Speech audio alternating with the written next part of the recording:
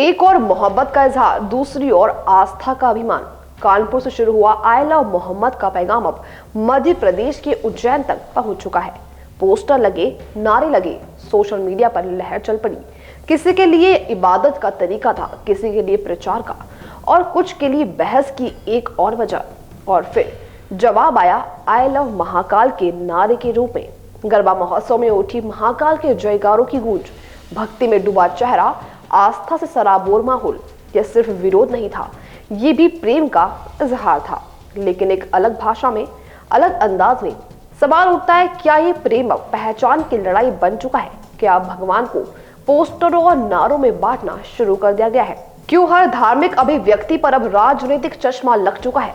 अगर कोई कहे आई लव मोहम्मद तो सवाल उठता है, एजेंडा क्या है? अगर कोई बोले आई लव महाकाल तो ताने आते हैं, जवाबी हमला है। क्या मोहब्बत अब भी मोहब्बत है, या वो भी हिसाब किताब बन चुकी है? हिंदू संगठनों ने कहा ये पोस्टर सिर्फ मोहब्बत नहीं, उकसावा है। लेकिन क्या उकसावा सिर्फ पोस्टर से होता है, या हमारी सोच से भी? क्योंकि अगर मोहल्ले के रामू और रईस भाई अभी भी साथ खाना खा रहे हैं, तो फिर किसे इस मोहब्बत से डर लग रहा है? ध्यान से देखिए, यहाँ कोई लड़ाई नहीं है, लेकिन लड़ाई बनाई जा रही है। और ये भी पूछिए, ये सब अचानक क्यों? क्या कोई चुनाव नजदीक आ रहा है? क्या किसी को आपकी आस्था नहीं बल्कि आपकी भावनाओं से खेलने में दिलचस्पी है? हम उस देश के लोग हैं जहां गंगा भी बहती है और जमुना भी, जहां एक ही मोहल्ले में मस्जिद से अजान आती है और मंदिरों से घंटी। तो क्या ये मुमकिन नहीं कि हम कहें आई लव मोहम्मद और आई लव महाकाल दोनों?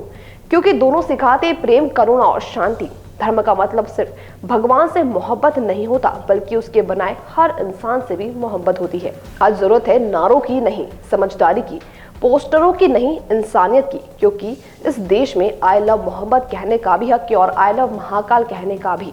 और दोनों के बीच आई लव पीस कहना सबसे बड़ा धर्म है। धर्म बांटे नहीं, जोड़ता है। जो तोड़ता है वो राजनीति है। अब आप तय कीजिए, आप धर्म में हैं या राजनीति में।